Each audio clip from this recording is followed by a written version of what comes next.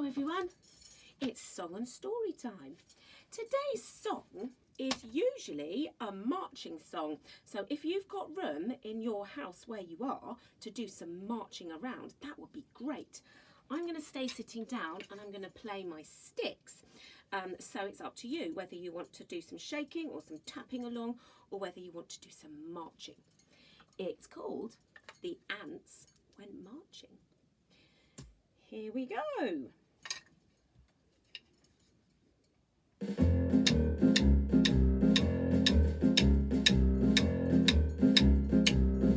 Here we go.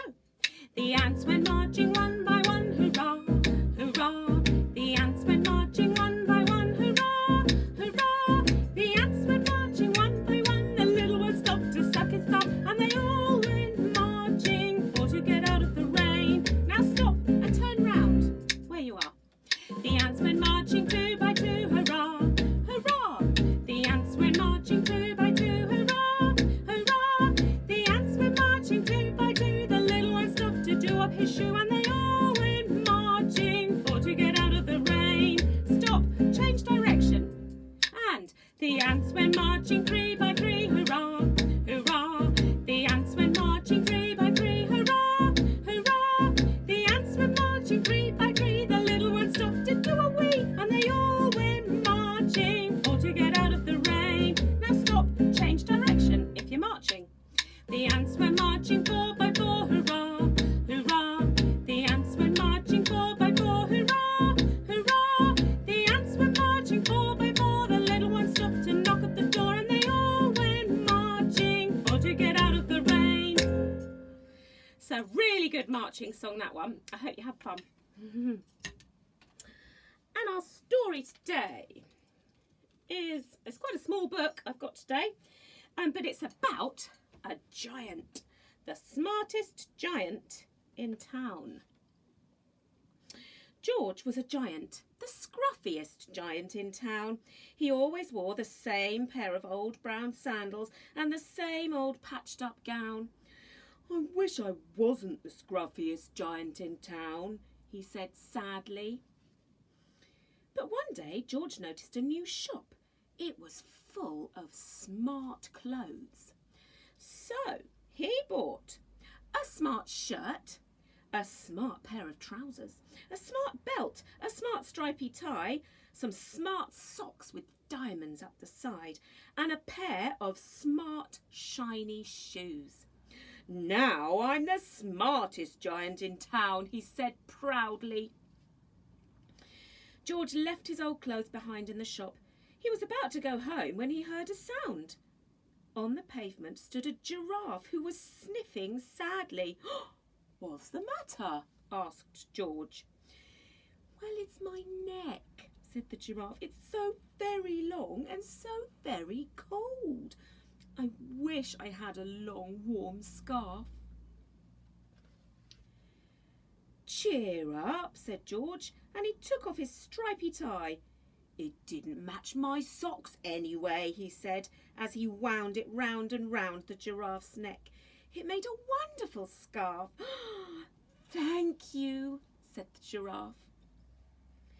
As George strode towards home, he sang to himself, "My tie is a scarf for a cold giraffe, but look me up and down, I'm the smartest giant in town." George came to a river. On a boat stood a goat who was bleating loudly. "What's the matter?" asked George. "It's my sail," said the goat. "It blew away in a storm. I wish I had a strong new sail for my boat." "Cheer up," said George, and he took off his new white shirt.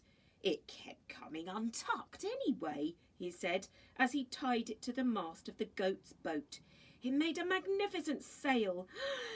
"Thank you," said the goat. George strode on, singing to himself, "My tie is a scarf for a cold giraffe. My shirt's on a boat as a sail for a goat. But look me up and down, I'm the smartest giant in town." George came to a tiny ruined house. Beside the house stood a white mouse with lots of baby mice. They were all squeaking.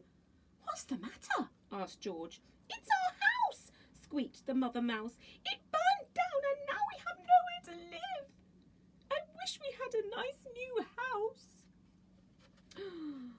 "Oh, cheer up," said George, and he took off one of his shiny shoes. "It was giving me blisters anyway," he said, as the mouse and her baby scrambled inside. The shoe made a perfect house for them. "Oh, thank you," they squeaked.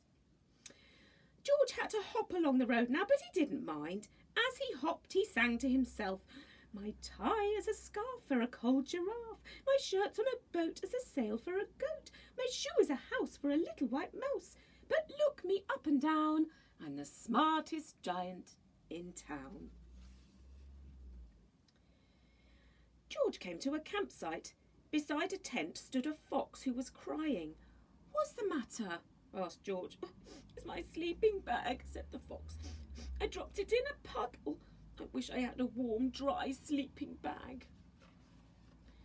"Cheer up," said George, and he took off one of his socks with the diamonds up the side. "It was tickling my toes anyway," he said, as the fox snuggled into it. It made a very fine sleeping bag. "Thank you," said the fox. George hopped on, singing to himself, "My tie is a scarf for a cold giraffe. My shirt's on a boat as a sail for a goat. My shoe is a house for a little white mouse. One of my socks is a bed for a fox. But look me up and down, I'm the smartest giant in town." George came to a big squelchy bog. Beside the bog stood a dog who was howling. "What's the matter?" asked George. "Oh, it's this bog," said the dog. "I need to get across, but I keep getting stuck in the mud. Oh, I wish there was a safe, dry patch." "Cheer up," said George, and he took off his smart new belt. "It was squishing my tummy anyway," he said, as he laid it down over the bog. "It made an excellent path." "Thank you," said the dog.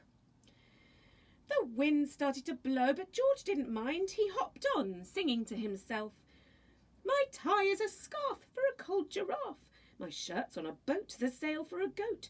My shoe is a house for a little white mouse. One of my socks is a bed for a fox. My belt helped a dog who was crossing a bog. But my trousers are falling down.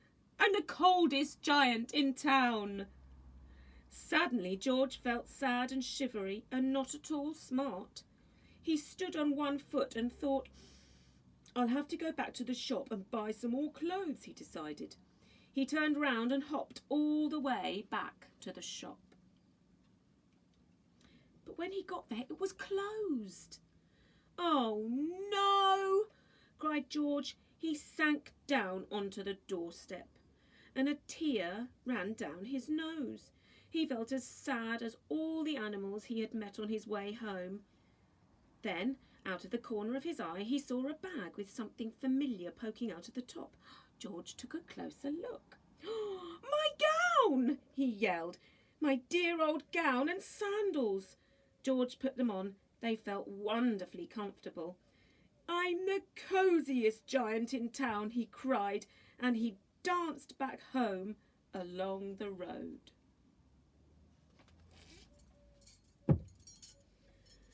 So I hope you're well. Stay safe, and I'll see you very soon.